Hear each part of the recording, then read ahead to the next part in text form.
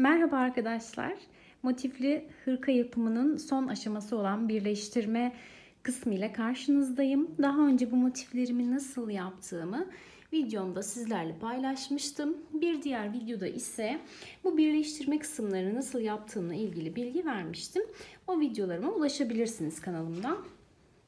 Şimdi arkadaşlar hırkamı görüyorsunuz. Tamamen motiflerden oluşan bir hırka. Şu şekilde kollarını da gösterelim. Evet. Şimdi arkadaşlar hırkamız 38 beden. Ben biraz savaş durması açısından bir beden büyük yaptım.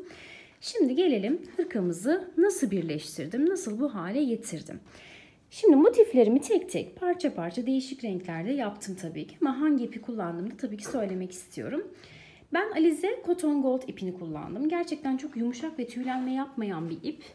O yüzden de onu kullandım ve gerçekten de çok memnun kaldım. Hırka çok ince ve çok hafif. Kesinlikle insanı yormayan bir yapısı var. Şimdi arkadaşlar motiflerimi yaptım. Ardından da ön sıra için tabii ki sağ ve sol hırka olduğu için ayırmamız gerekiyor değil mi? İkişerli olarak enden, boydan da bakın 2 sıra ende kullandım. Boydan da 1, 2, 3, 4, 5, 6, 7. Boydan da 7 sıra şeklinde önce bu böyle uzun uzun ayrı ayrı sağ ve sol olarak motiflerimi birleştirdim. Bakın şu kısımlarını, yani bu kısımlarını birleştirdim. Ardından arkadaşlar arka kısmı yaptım. Şimdi arkayı da göstereyim.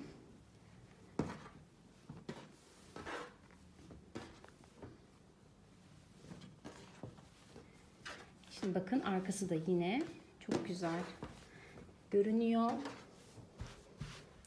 Şimdi arkada da önlerde 2'şer tane kullanmıştık. Bakın şöyle düşünün. Önler 2 tane ise arkayı bir motif daha genişletmemiz gerekiyor. Neden? Hırka olduğu için o ön kısmı, yani o ön birleştirme kısımlarının biraz daha geniş durması gerekiyor. Çünkü şu kısımları öreceğiz. O yüzden de bir motif fazla yaptım.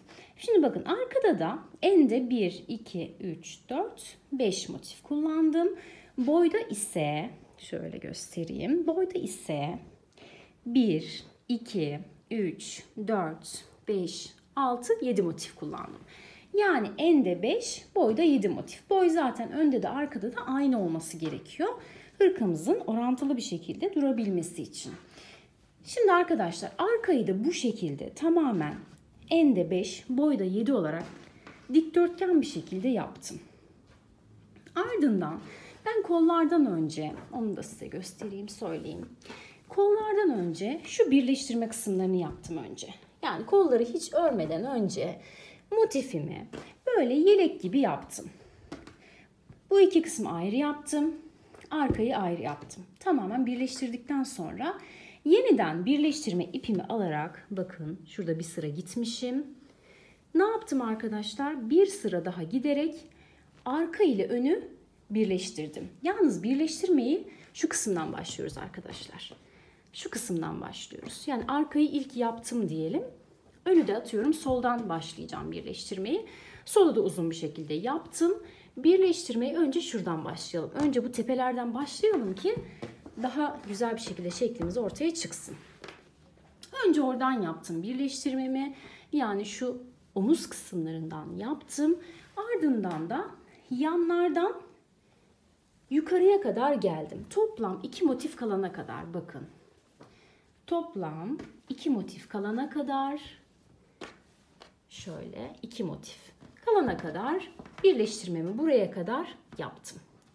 Buraya da aynı şekilde 2 motif kalana kadar birleştirmeyi buradan başladım. Şuradan buraya kadar birleştirmemi yaptım.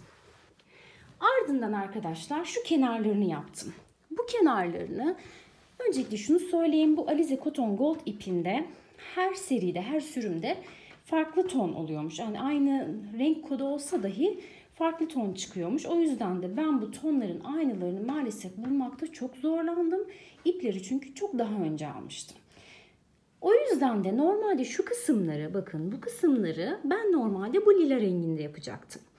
Ama maalesef lilamın yetmeyeceğini anladım. Çünkü daha kollar vardı ve benim çok az ipim kalmıştı. O yüzden de içindeki renklere baktım. Bunu hangi renk patlatır? Yani bu hırkayı hangi renk daha güzel ön plana çıkarır diye düşündüm. Ve fuşya, bakın bu fuşya rengi ve beyaz rengin olacağını düşündüm ve bunlarla başladım. Şimdi kenarlardan herhangi bir yerden battım. Diyelim ki şuradan battım.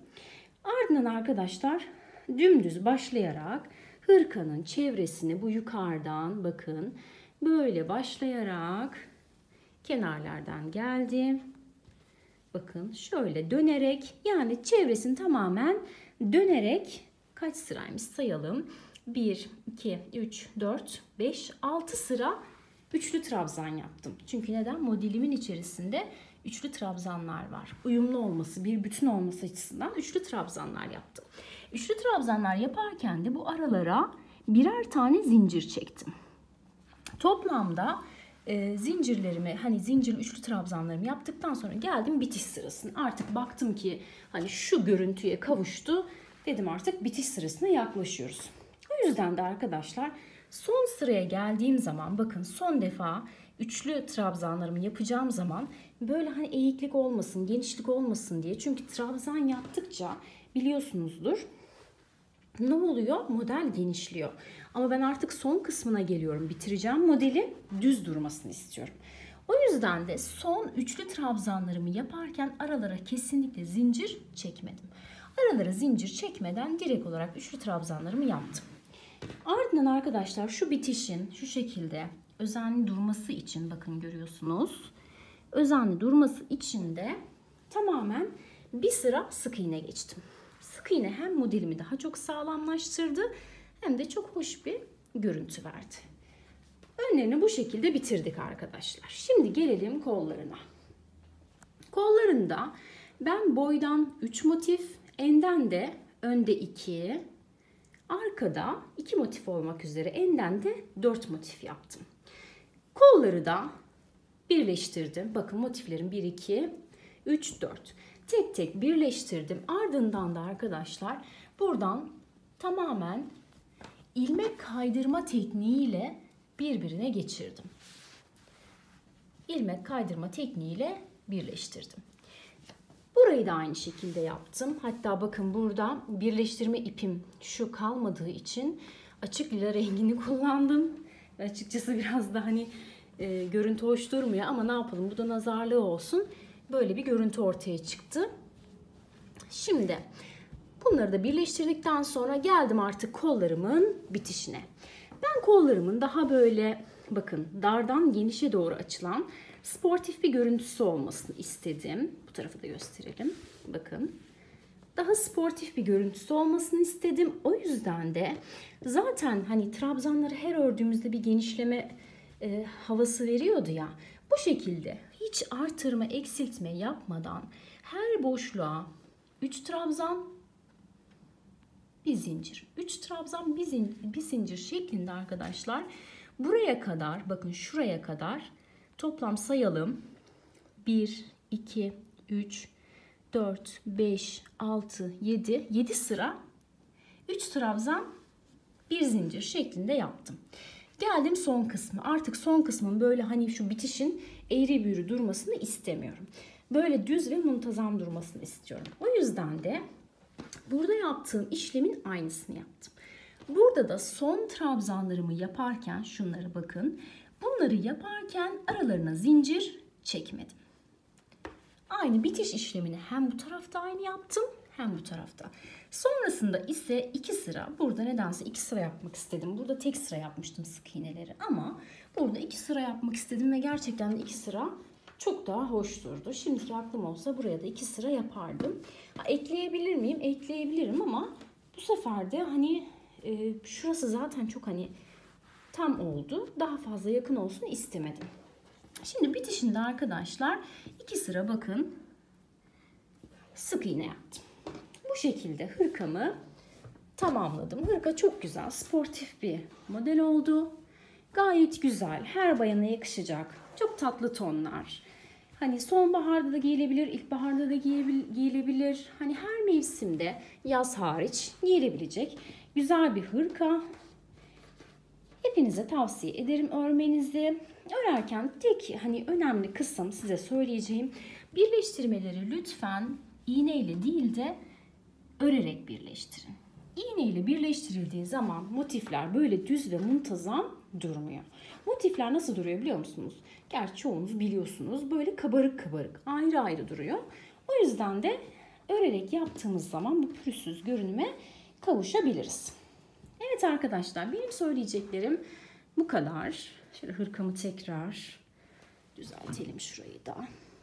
Hırkamı tekrar göstereyim böyle. Şöyle yakından da göstereyim. Evet, renkler çok canlı, çok güzel. Kesinlikle bu tarz hırkaları örüyorsanız arkadaşlar, koton ip kullanmanızı tavsiye ediyorum. Çünkü tüylenme yapmıyor. Özellikle de alerjiniz varsa, benim mesela alerjim var. Tüylü yünlü ipler bende alerji yapıyor.